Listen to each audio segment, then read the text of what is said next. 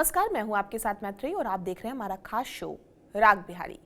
आज इसमें हम बात करने वाले हैं पटना हाई कोर्ट ने 42 ऐसे विधायकों को पक्ष विपक्ष मिलाकर ऐसे विधायकों को से जवाब मांगा है जो वोट के टाइम वोट चोरी के कई तरह के आरोप लगे हैं। उसके अलावा हम बात करेंगे कांग्रेस में जिस तरह से अंदरूनी कलह लगातार सामने आ रही थी और उसी बीच नेता जो हैं वो छत्रपति यादव और आनंद माधव को पार्टी ने 6 साल के लिए निष्कासित कर दिया है। उस विषय पर भी बात करेंगे। उसके अलावा हम बात करेंगे जिस तरह से शराबबंदी को लेकर फिर से समीक्षा की बात चल रही है।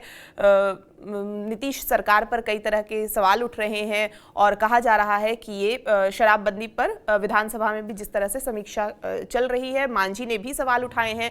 मांझी ने अपने ही सरकार को लेकर कई तरह से घेरा है, उस पर हम बात करेंगे। हमारे साथ है राजनीतिक विश्लेषक रामबंधु वत्स जी। सर, बहुत बहुत स्वागत है सबसे पहले आपका। सर, पटना हाईकोर्ट ने चुनाव से जुड़े गंभीर आरोपों पर पक्ष विपक्ष के 42 विधायकों को नोटिस जारी कर जवाब तलब किया है। इसमें विधानसभा अध्यक्ष प्रेम कुमार भी हैं, ऊर्जा मंत्री विजेंद्र यादव भी हैं, जीवेश मिश्रा हैं, चेतन आनंद हैं, अमरेंद्र प्रसाद सहित कई नाम ऐसे शामिल हैं। और आरोप है कि चुनाव के दौरान वोट चोरी और नामांकन हलफनामे में गलत जानकारी दी गई। चुनाव हराने वाले प्रत्याशियों ने याचिकाएं दाखिल की थी और विधायकों ने कहा कि वे अपना जवाब अदालत में ही देंगे। तो हाईकोर्ट ने इतने विधायकों को जो नोटिस भेजा है, सर, क्या इससे ये साफ नहीं होता है कि चुनाव में गड़बड़ी और हलफनामे में गलत जानकारी देने के आरोप जो है वो गंभीर है? जी, इससे एक बात तो स्पष्ट है कि कोर्ट की नजर में जो हारे हुए प्रत्याशी हैं उनका जो दावा है वो प्रथम दृष्टि से सही प्रतीत होता है।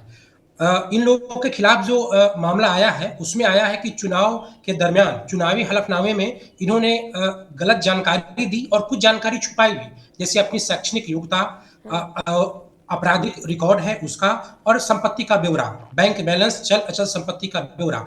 इन तरह के जो अपने बारे में जो जानकारियां हैं उनको छुपाया गया है और कुछ मामलों में गलत जानकारी दी गई है।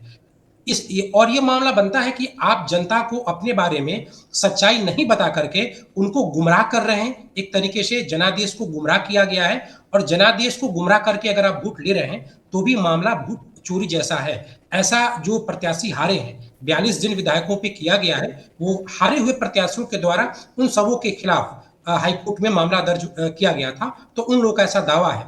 साथ ही साथ जिन उम्मीदवार को बहुत ही कम वोटों से जीत हुई है, जैसे 100 वोट, 200 वोट या 500 वोट के अंतर से जीत हुई है, उन लोगों पे भी वोट चोरी का आरोप लगा है। मतदान के दिन वोट गिनती के क्रम में या ऐसे भी जनता को गुमराह करके वो जो कम वोटों के अंतर से जीते हैं उन पे वो वोट चोरी के आरोप लगाया गया है। साथ ही साथ कई ऐसे प्रत्याशी हैं जो नीतीश कुमार जो 10,000 रुपए का स्कीम महिलाओं को स्वरोजगार के लिए देते थे, तो उसके तहत भी मुकदमा दर्ज किया गया है कि ये पैसा दे करके महिलाओं को प्रभावित किया गया और ये भी एक तरीके से सरकार के द्वारा वोट चोरी किया जाना ही है। तो ये 3 तरीके के मामले हैं और इन 3 तरीकों के मामलों में 42 विधायकों को नोटिस जारी हुआ है। जो नोटिस है वो विधानसभा अध्यक्ष तक पहुंच गया है।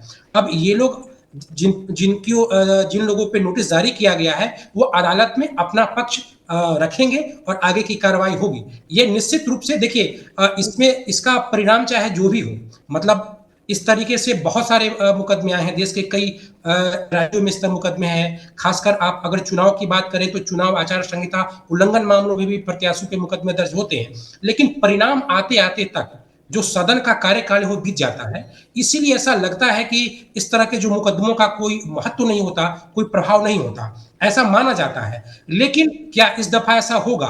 क्योंकि इस तरीके इस बार अगर आप बिहार में नहीं, बिहार के बाहर भी अगर आप अदालत के मिजाज को देखेंगे तो अदालत जो अब पुराने ढंग से बहुत देर करके लेट लगती फैसला नहीं करती है, यानी आपका विधायकों का कार्यकाल पूरा हो जाए तब तक फैसला आता नहीं है, बल्कि कुछ मामलों में तेजी आई है। जैसे कि अगर आप कर्नाटक की बात देखेंगे, हाल ही में एक कांग्रेस के विधायक हैं एस.एन. सुब्बा रेड्डी, उन्होंने चुनावी हलफनामे में अपना बैंक बैलेंस का जो ब्यौरा है छुपाया था। इसके लिए उनकी जो उम्मीदवारी है अदालत ने रद्द कर दी है। हिमाचल प्रदेश में 6 विधायकों को हाईकोर्ट की ओर से झटका लगा है, वहां से उम्मीदवारी रद्द हुई है। फिलहाल मामला सुप्रीम कोर्ट में गया है। ये लोग अभिषेक मनु सिंघवी को राज्यसभा में जब उनकी वोटिंग हो रही थी तो क्रॉस वोटिंग किए थे। उसके बाद व्हिप जारी हुआ था, बजट सत्र में कुछ बजट का विधेयक पास करना था, उस वो व्हिप के उल्लंघन के आरोप में भी इन लोगों पे आरोप लगा था और उसके बाद वहां के हाईकोर्ट के द्वारा इन लोगों को झटका लगा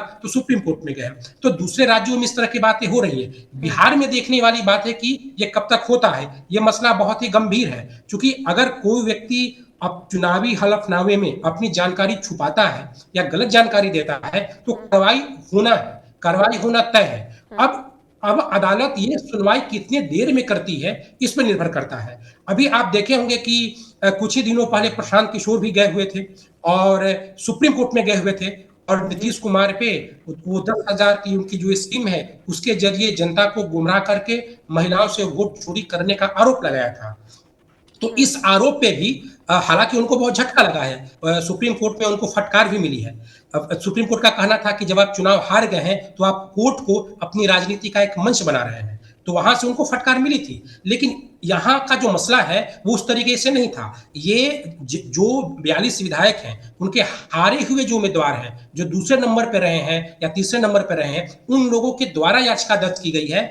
ऐसा नहीं कि कोई एक व्यक्ति और सबके खिलाफ कर दिया। तो यहाँ पे कोई एक ऐसा नहीं कहा जा सकता है कि वो अदालत को राजनीति का मंच बनाया जा रहा है, बल्कि एक व्यक्तिगत तौर पे प्रमाणिक तौर पे आरोप लगाने का एक प्रयास है। तो ये देखने वाली बात होगी कि आने वाले समय में जो अदालत है, हाईकोर्ट है, वो कब तक ये निर्णय लेती है पक्ष या विपक्ष में। अगर सुनवाई तेजी से कर ली तो अभी तो 5 साल बाकी है, अभी तो जस्ट चुनाव ही हुआ है, तो हो सकता है जिन लोगों पे ये मामला दर्ज हुआ है उन लोगों की सांसें अटकी रहेंगी। इसमें सत्ता और विपक्ष दोनों के विधायक हैं।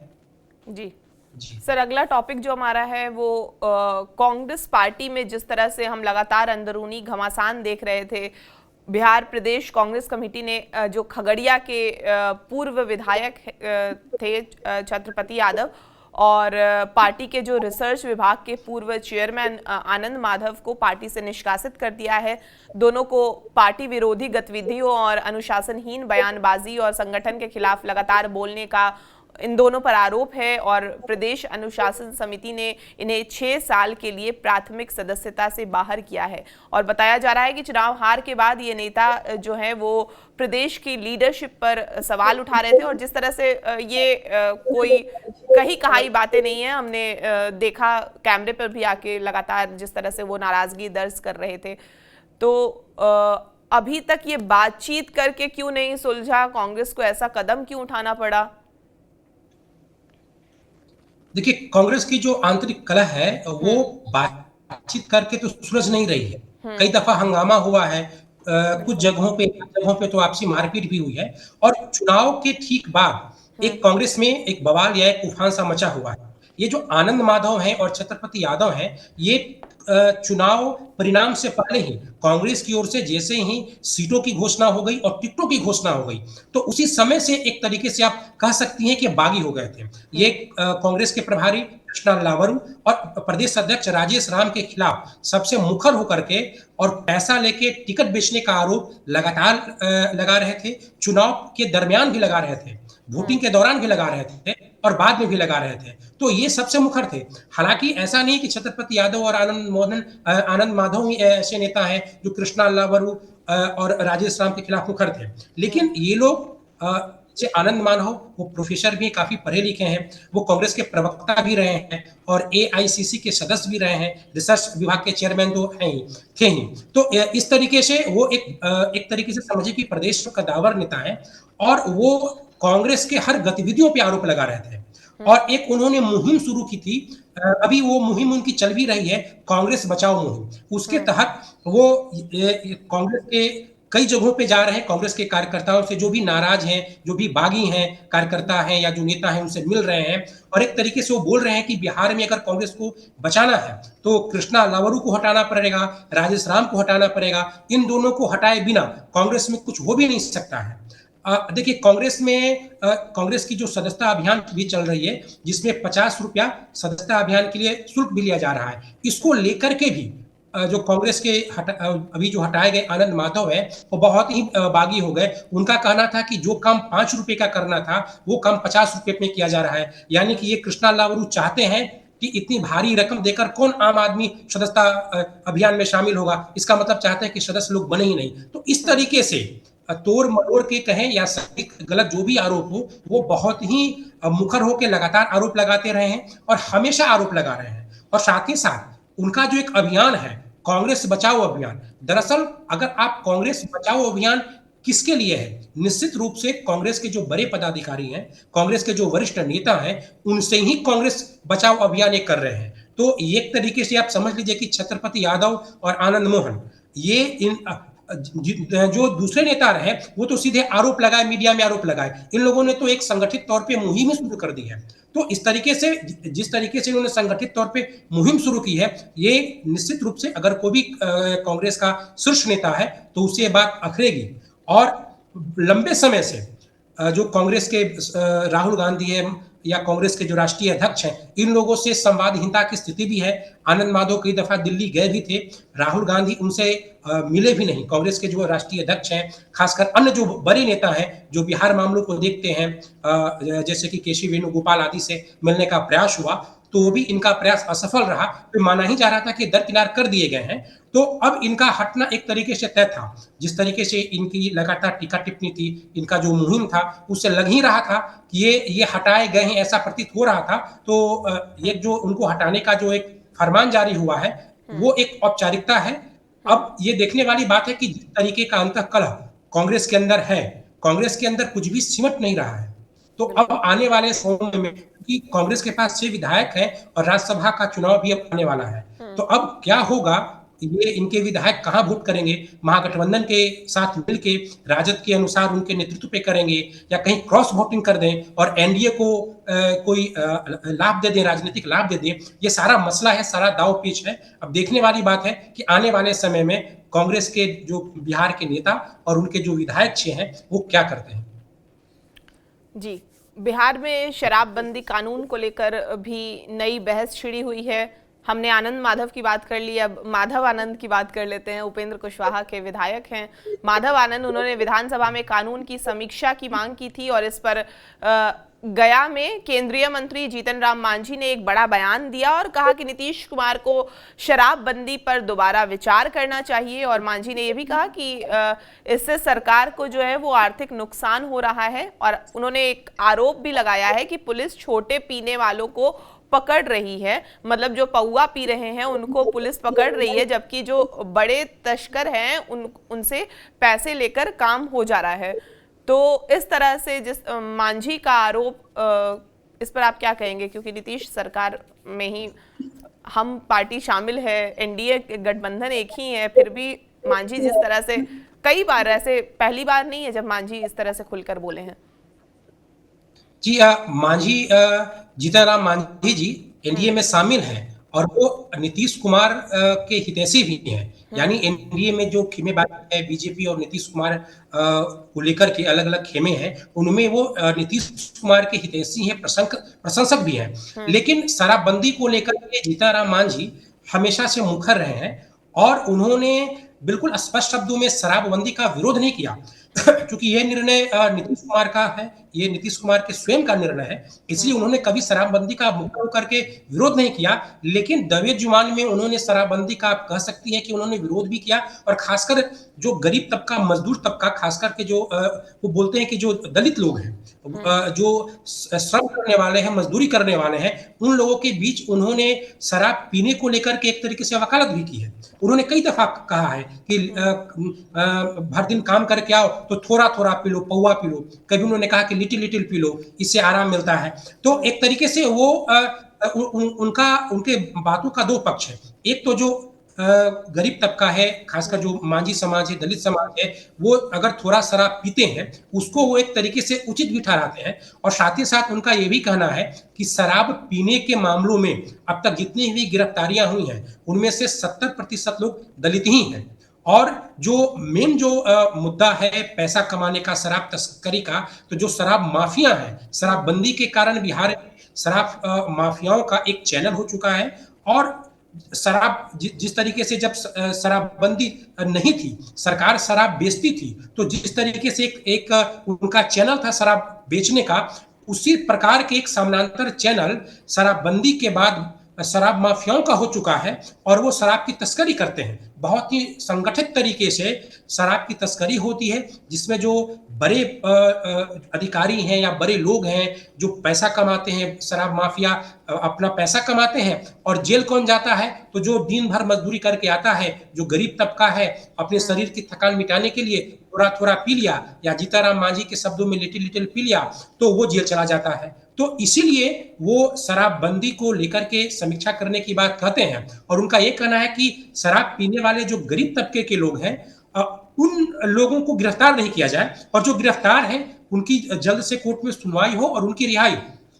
अभी जो उपेंद्र कुशवाहा के पार्टी के माधव आनंद जी जो बात बोल रहे थे, तो उन्होंने भी शराबबंदी के कारण जो राजस्व की जो हानि हो रही है और जो दलित समाज पे जिस तरीके से वो कानूनी पचड़े में पड़ रहे हैं, इसको लेकर के उन्होंने चिंता व्यक्त की है।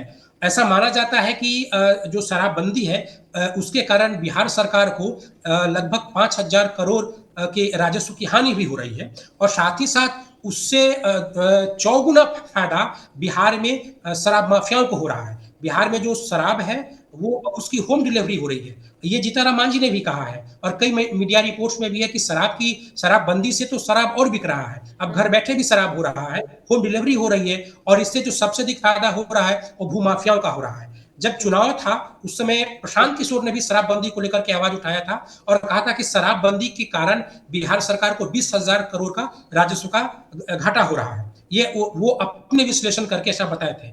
लेकिन जो अर्थशास्त्र के बिहार के अर्थशास्त्र के जानकार हैं वो लोग ऐसा मानते हैं कि 5,000 करोड़ के आसपास का नुकसान तो बिहार सरकार को हो ही रहा है और जो जेल में गए हैं वो जेल में जाने वाले जो बहुसंख्यक हैं वो दलित समाज के हैं। तो जीताराम मांझी हर दफा जब भी वो कहीं जाते हैं, दलितों के बीच जाते हैं, तो उनसे जो पीड़ित परिवार मिलने आता है, जो मांझी समाज का है, दलित समाज का है, वो उनसे मिलने आता है तो वो ये बात बोलते हैं और उसी के क्रम में उपेंद्र कुशवाहा की पार्टी के विधायक भी बात बोले हैं। तो अब ये सरकार नीतीश कुमार की सरकार बन गई है, एनडीए की सरकार है, नीतीश कुमार ने ही शराबबंदी की थी, नीतीश कुमार मुख्यमंत्री भी हैं, तो शायद अब शराबबंदी पे समीक्षा ना हो, क्योंकि ये शराबबंदी अगर आप कई मीडिया रिपोर्ट्स की बात करें तो बहुत सारे ऐसे नेता थे जो एनडीए के हैं, वो शराबबंदी के पक्ष में नहीं है, लेकिन चूंकि नीतीश कुमार का अपना मुहिम है इसलिए लोग मौन भी रहते हैं।